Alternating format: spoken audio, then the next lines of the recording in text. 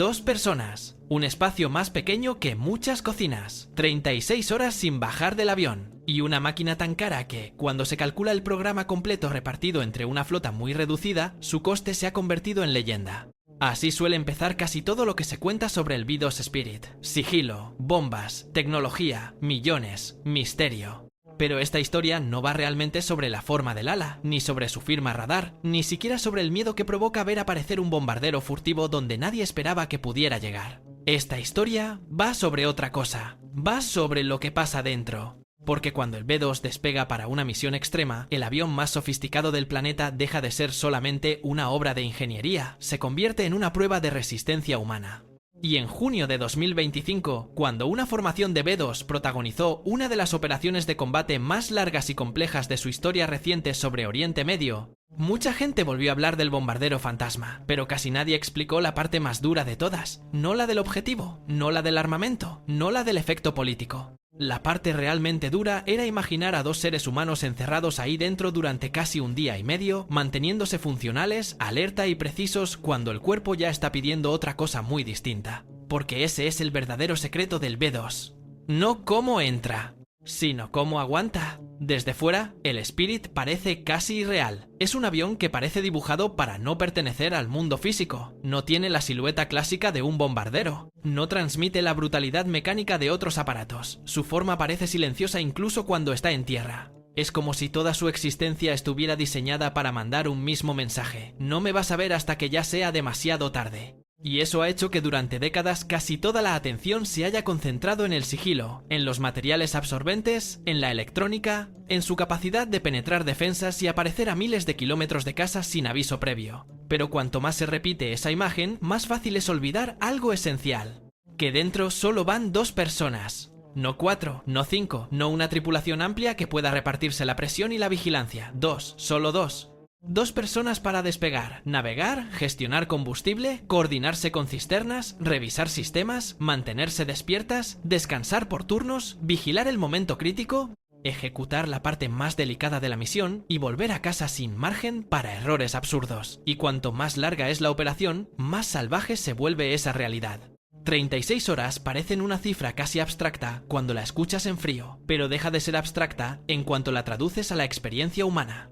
36 horas son una noche, un día completo y otra noche más. Son ver cómo el reloj deja de importar. Son comer sin hambre real. Son intentar dormir en un entorno que no está hecho para dormir. Son volver a abrir los ojos sabiendo que todavía no has terminado. Son notar cómo el cuerpo empieza a endurecerse por estar sentado tanto tiempo. Son sobre todo luchar contra un enemigo que no se ve en los radares ni en las pantallas tácticas: la fatiga. Y aquí es donde la historia del B2 se vuelve más interesante que cualquier ficha técnica, porque un bombardero furtivo puede burlar sensores enemigos, puede cruzar océanos, puede recibir combustible en el aire, puede lanzar armamento de una precisión brutal, pero no puede cambiar una verdad básica: el cerebro humano se degrada cuando se le obliga a funcionar demasiado tiempo sin descanso real. Y esa degradación no siempre llega como una especie de apagón cinematográfico. A veces llega de la peor forma posible, poco a poco, de manera casi invisible, robando claridad mental milímetro a milímetro.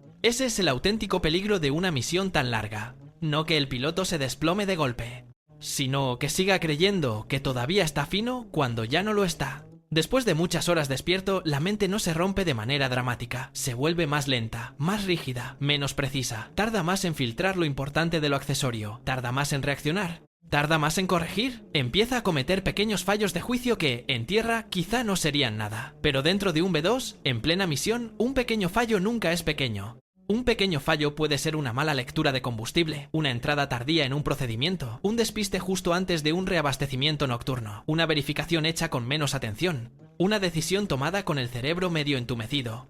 Y el gran problema es que el cansancio miente.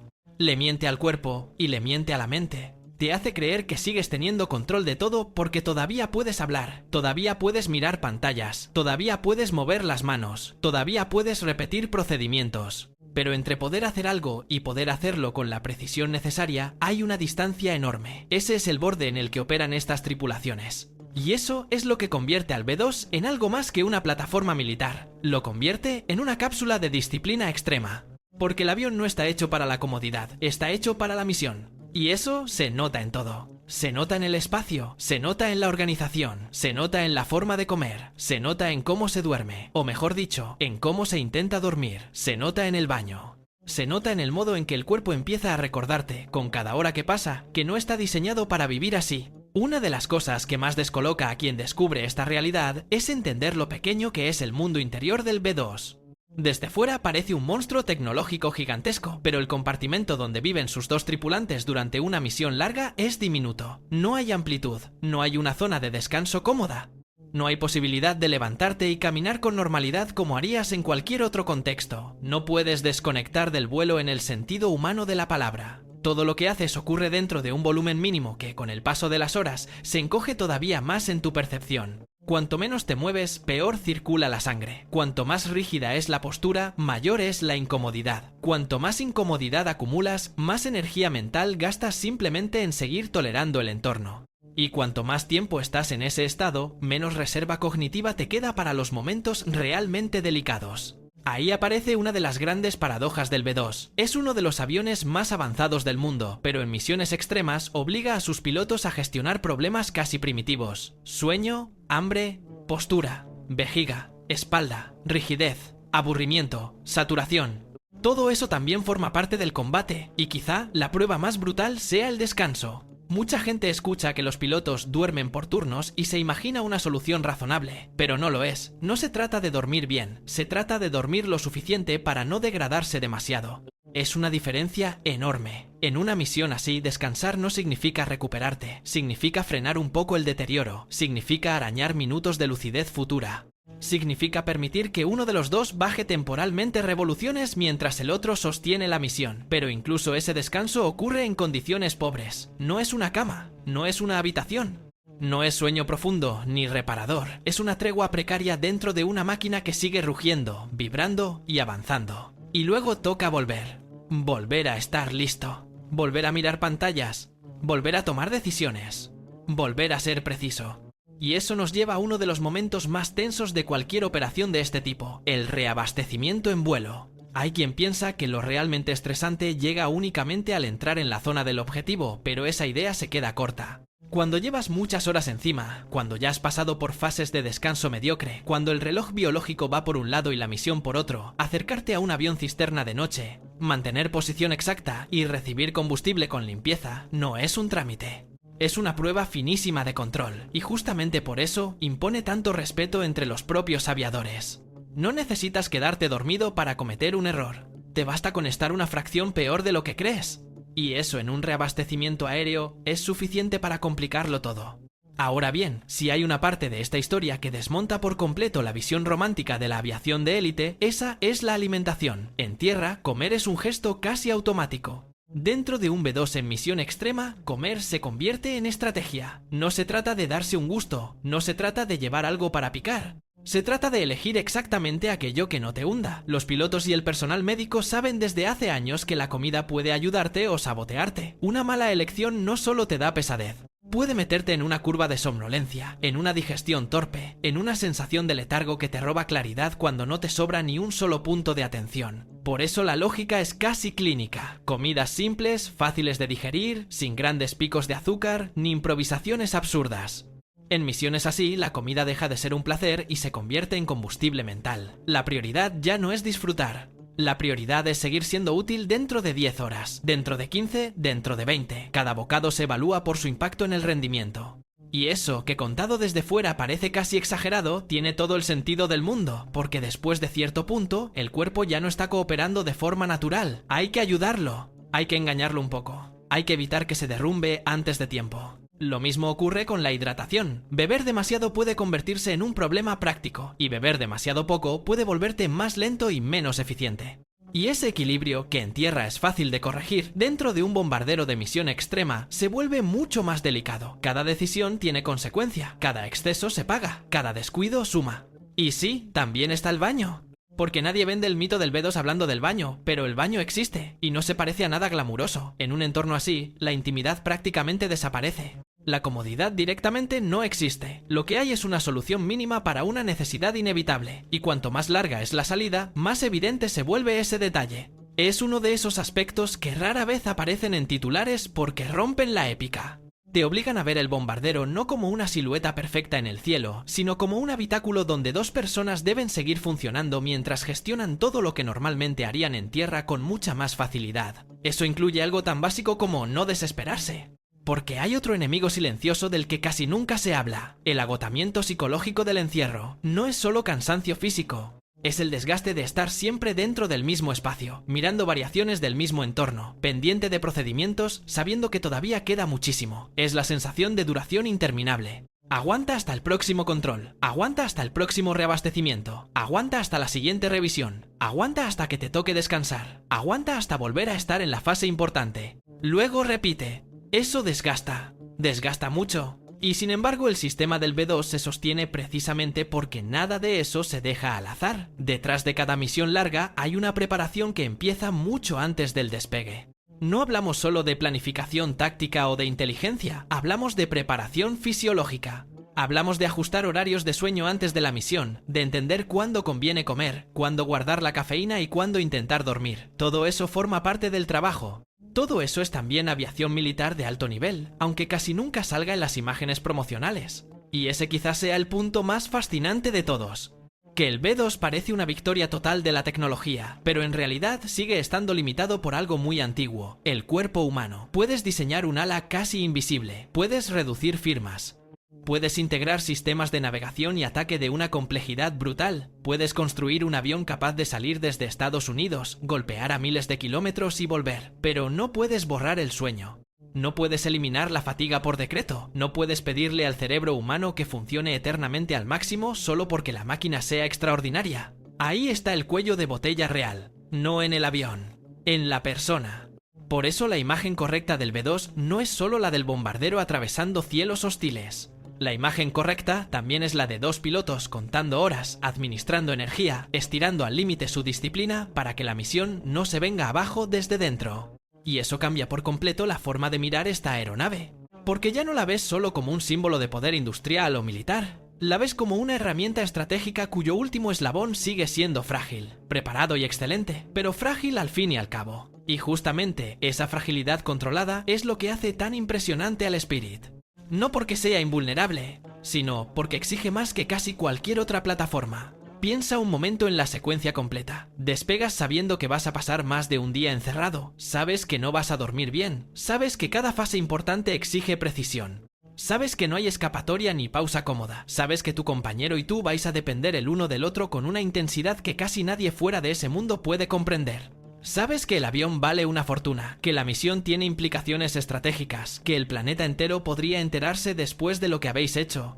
Y aún así, en las próximas horas, tu universo real se reducirá a listas, pantallas, procedimientos, respiración, comida funcional, pequeños descansos y la necesidad de no cometer tonterías. Esa mezcla es la verdadera dureza del B2. No solo la amenaza exterior, también el desgaste interior. Y por eso las misiones largas del Spirit tienen algo casi inhumano incluso cuando salen bien, porque desde fuera todo parece limpio, quirúrgico, frío. Pero por dentro hay temblores musculares, ojos cansados, espaldas doloridas, sequedad en la boca, hambre rara, digestiones vigiladas, sueño fragmentado y una pelea continua por mantener la claridad. El bombardero fantasma no solo cruza continentes, también atraviesa el territorio cada vez más frágil de la resistencia humana. Eso explica además por qué estas operaciones requieren una red gigantesca de apoyo, aunque al final solo veamos despegar al bombardero. Detrás hay mantenimiento, planeamiento, meteorología, inteligencia, cisternas, coordinación, personal médico, preparación previa y procedimientos refinados durante años. El B2 parece un arma solitaria, pero no lo es. Es la punta visible de una estructura enorme. Solo que cuando llega el momento decisivo, toda esa estructura termina comprimida en 2 asientos y una cabina pequeña. Toda la cadena de preparación desemboca en una verdad brutalmente simple. Ahora les toca a ellos aguantar. Y aguantar, en este contexto, no significa solo resistir físicamente. Significa seguir siendo exactos, seguir siendo fiables, seguir siendo profesionales cuando el cuerpo ya negocia a la baja. Ahí es donde el B2 deja de ser solo una maravilla técnica para convertirse en una historia profundamente humana. Porque por muy avanzado que sea, por muy futurista que parezca, sigue dependiendo de cosas básicas. Confianza entre tripulantes, disciplina, rutina, autocontrol y capacidad para reconocer cuándo estás bajando rendimiento. Esa es la parte menos vistosa y quizá la más admirable. De hecho, cuanto más piensas en ello, más claro ves que el verdadero fantasma de estas misiones no es solo el avión, también lo es el coste invisible que deja en quienes van dentro. No un coste económico, no un coste político, un coste fisiológico. El precio de obligar al cuerpo a vivir durante muchas horas en un estado antinatural, comprimido, hipercontrolado y exigente. Un precio que no se ve en las fotos. Un precio que no aparece cuando el aparato aterriza impecable y la noticia se resume en una cifra o en un titular grandioso, pero un precio real al fin y al cabo. Y eso nos devuelve al principio. 2 personas. Un espacio mínimo. 36 horas. Ese es el núcleo de esta historia. No hace falta exagerarlo más, porque ya de por sí resulta casi absurdo. 2 personas sosteniendo la eficacia de una de las máquinas más complejas jamás construidas, mientras atraviesan el tipo de misión para la que el cuerpo humano nunca fue diseñado. Esa es la verdad escondida detrás del mito del B-2, que por debajo de la pintura especial, del sigilo y del aura casi sobrenatural del bombardero, lo que sigue habiendo son 2 pilotos intentando ganarle tiempo al cansancio. Y eso merece más atención de la que suele recibir. Porque solemos admirar el resultado final y olvidar la experiencia real. Admiramos la precisión del golpe, el alcance, la sorpresa, la sofisticación, pero pocas veces pensamos en el peaje íntimo de la misión. En lo que significa pasar tantas horas sentados sin poder normalizar nada, en lo que significa comer no para disfrutar sino para no hundirte, en lo que significa dosificar la cafeína como si fuera una herramienta quirúrgica, en lo que significa intentar dormir sabiendo que en cualquier momento podrías volver a una fase de máxima exigencia, en lo que significa convivir con la incomodidad sin permitir que te domine. Por eso este avión genera tanta fascinación incluso décadas después de su entrada en servicio, porque no es solo una máquina furtiva, es una máquina que obliga a medir hasta dónde puede estirarse la disciplina humana. Y cuando una misión real vuelve a ponerlo en el centro del mapa, lo verdaderamente impactante no es solo que pudiera llegar hasta allí y volver. Lo verdaderamente impactante es que 2 personas consiguieran seguir siendo operativas durante todo ese proceso. Eso es lo que hace grande al B-2, no solo su diseño, también la brutal exigencia que impone. Al final, el Spirit resume a la perfección una verdad incómoda sobre la guerra moderna. Podemos sofisticar la tecnología hasta extremos asombrosos. Podemos crear plataformas que parecen venir del futuro. Podemos automatizar procesos, integrar sensores y perfeccionar procedimientos. Pero llega un momento en el que todo se reduce otra vez a lo esencial, un ser humano frente a su límite. Un profesional intentando no cruzar la línea donde el cansancio empieza a mandar. Una mente que debe seguir ordenando el caos cuando el cuerpo ya no acompaña del todo. Por eso, cuando alguien diga que el B-2 es el bombardero más avanzado del mundo, quizá la respuesta más precisa no sea hablar primero de radares o de sigilo. Quizá la respuesta correcta sea recordar esto. Su verdadera hazaña empieza cuando despega y el reloj empieza a devorar a quienes van dentro, porque el avión puede estar preparado para cruzar medio planeta. La gran pregunta siempre será si las personas que lo operan podrán mantenerse a la altura hasta el último minuto. Y esa, en el fondo, es la historia que casi nadie cuenta. La del fantasma de $2.000 millones que no solo desaparece de los radares, sino que obliga a 2 seres humanos a desaparecer durante 36 horas de todo lo que entendemos como vida normal. Sin cama, sin espacio, sin descanso real y sin margen emocional para aflojar. Solo misión, disciplina y aguante. Y quizá por eso el B-2 impone tanto respeto. Porque más allá del mito tecnológico, más allá de la propaganda, más allá de la leyenda, sigue siendo una máquina que pone a prueba algo mucho más difícil de fabricar que un bombardero furtivo: la resistencia humana.